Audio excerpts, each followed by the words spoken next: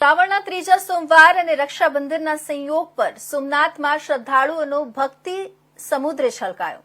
શ્રાવણ માસના સોમવારના દિવસે સોમનાથ મહાદેવ મંદિરમાં સોમનાથ દાદાની પાલખી યાત્રા નીકળે છે, જેમાં શિવજી અને પાર્વતીજી અર્ધનારેશ્વર રૂપે શિવજી અને પાર્વતીજીને વાઘ ચર્મ અને ચુંદડી સાથે શણગાર કરી પાલખી યાત્રા નગર ચર્ચાએ નીકળી હતી, જેમાં હજારોની સંખ્યામાં દર્શનાર્થીઓ જોડાયા હતા।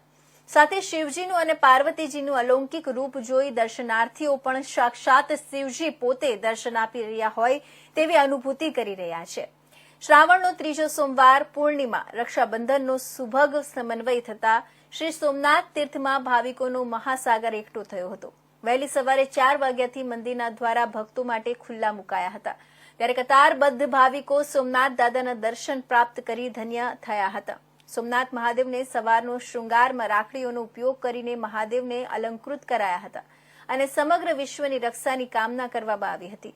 સવારે 10 વાગ્યા સુધીમાં 30,000 ભક્તોએ સોમનાથ મહાદેવના દર્શન કર્યા હતા।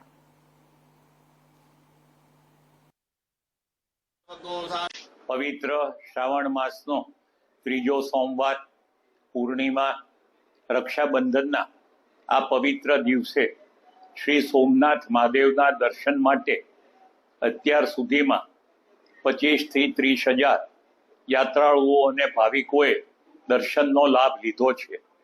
સવારના શૃંગારમાં રક્ષાબંધનને ધ્યાને રાખીને સોમનાથ મહાદેવને રક્ષા સાથેનો જે શૃંગાર કર્યો છે તેના થકી સૌ દર્શનાર્થીઓ અભિભૂત થયા છે। આજે પાલખી યાત્રામાં પણ અર્ધનારીશ્વર રૂપે મહાદેવ અને પાર્વતીને વ્યાઘચર્મ અને ચુંદડી સાથે જે શણગાર કરીને પાલખી યાત્રા કાઢવામાં આવી છે તેમાં પણ હજારો ભાવિકો ખૂબ ઉત્સાહભેર જોડાયા છે।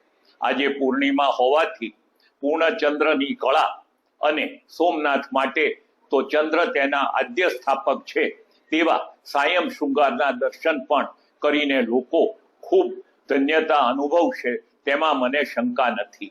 આજે ગુજરાતમાંથી જ નહીં, દેશના દરેક રાજ્યમાંથી મોટી સંખ્યામાં ભાવિકો આ પ્રથમ જ્યોતિર્લિંગના દર્શન કરવા આવે છે।